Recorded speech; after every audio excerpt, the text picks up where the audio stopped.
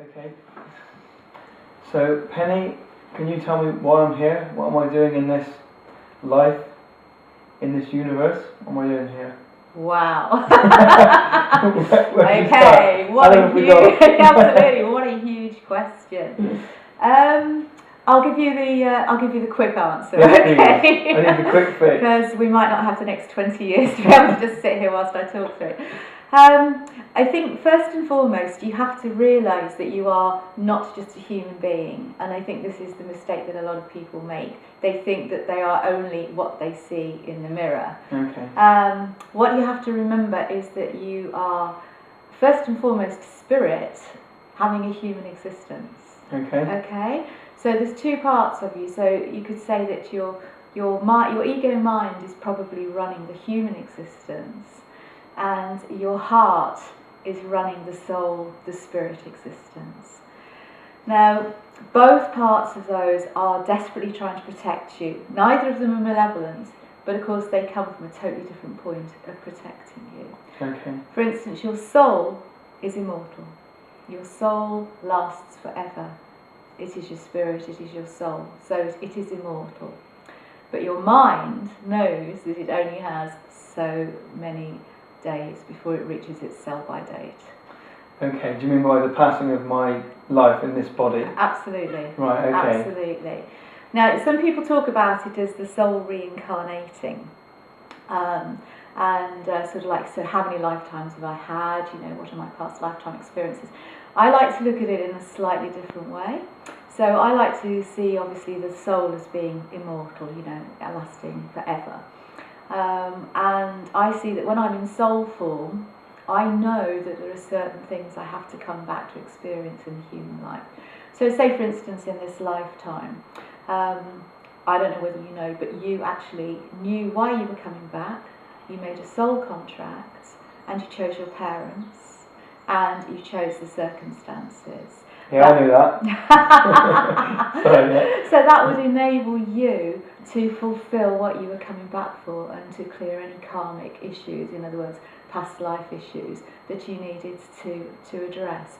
Also, by choosing your parents, you're choosing the DNA that will be in your human makeup, which in turn will create situations that you have to address and clear.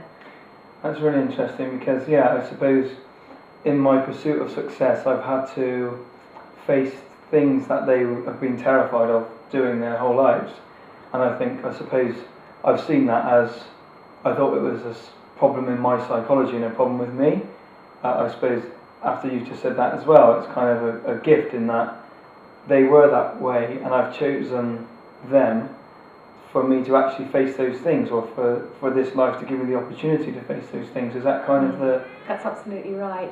That's absolutely right. I mean, I know sort of a parent-child thing is a really difficult relationship, and it's so easy to blame your parents. Well, I wouldn't have been like this if it hadn't been for you.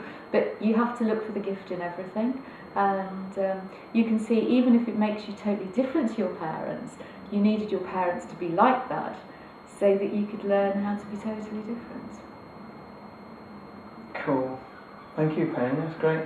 You're welcome. You're welcome. But one of the things I did just want to mention to you just before we finish, because you might find this as a good way to look at things, is that, as I was saying, the soul is immortal, and therefore I see it myself, for instance, when I'm in my soul state, thinking, okay, now what clothes do I need to put on for my life experience so that I learn everything I need to learn within that lifetime.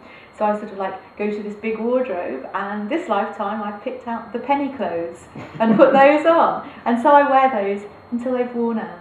And so I see it, that's what I mean, I see the soul as being a continual journey, not sort of as I live one life and then I die and then I wait to live another life.